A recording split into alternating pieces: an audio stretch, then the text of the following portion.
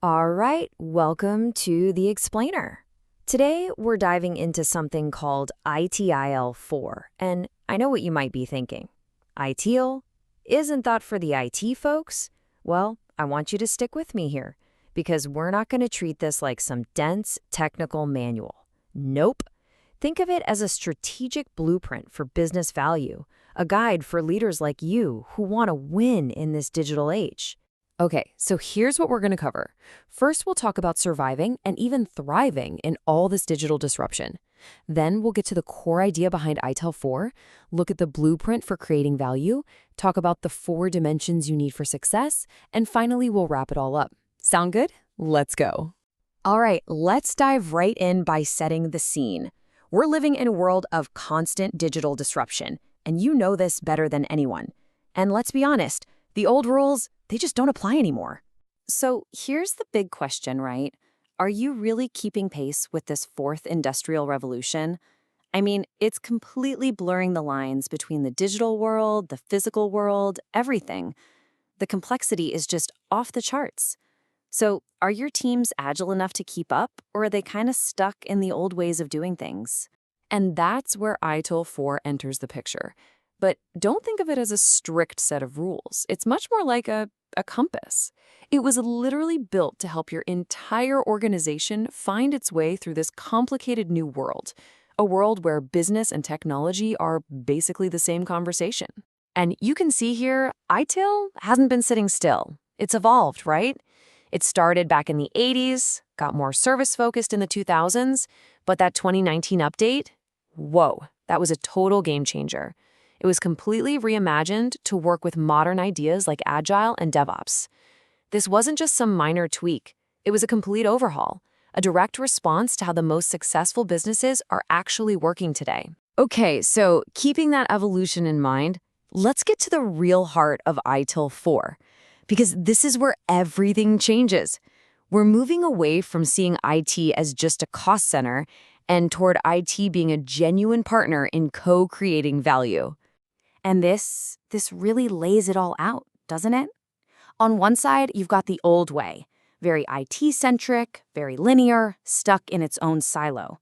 But ITIL 4, it just blows that all up. The focus now is on creating value together, across the whole company, with a system that's flexible enough to actually change when you need it to.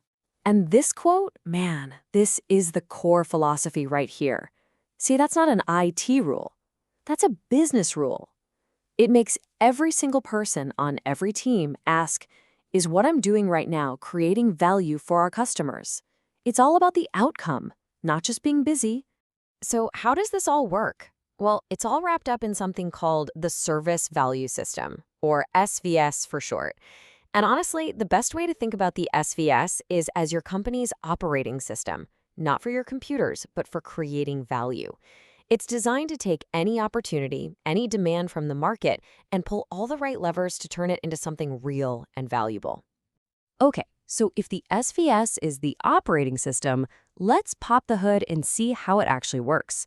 What does this blueprint for value look like in action? So the SVS is built on 5 core parts that all work together. You've got your guiding principles and governance, which are like the guardrails and the steering wheel. They set your direction. Your practices are your toolbox of skills and capabilities. Continual improvement is the engine that's always pushing you to get better.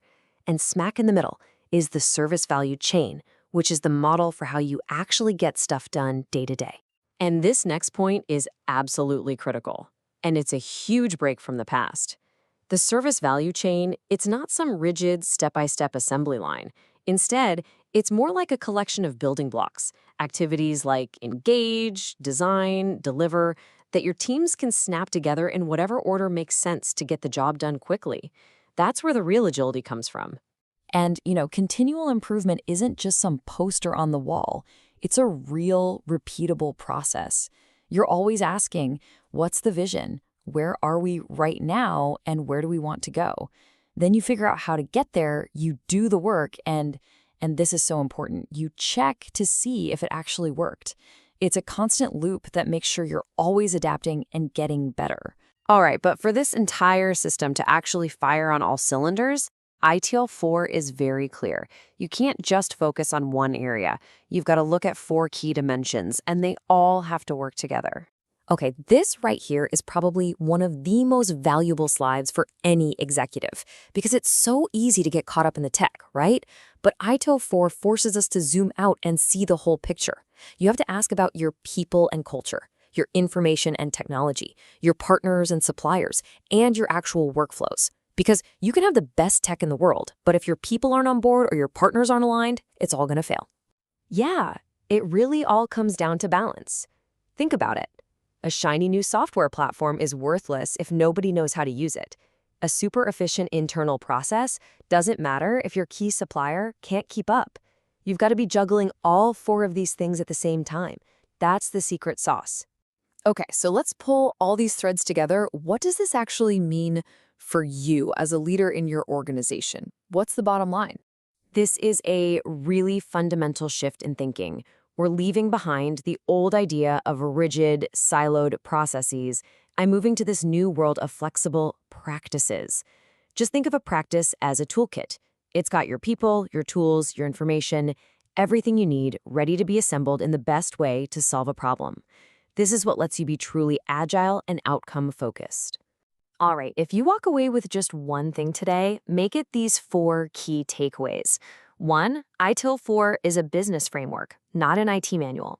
2, it's all about creating value together across the whole company. 3, it gives you a flexible system to actually handle all this digital chaos. And 4, you win by focusing on everything, people, tech, partners, and processes all at once. And that really leaves us with one final and maybe uncomfortable question to take back to your team. When you really look at how your organization is built, your structure, your culture, even how people are paid, are you really set up to work together to create value? Or are you still stuck in those old silos? ITIL 4 gives you the blueprint for sure, but it's up to leaders like you to actually build the house.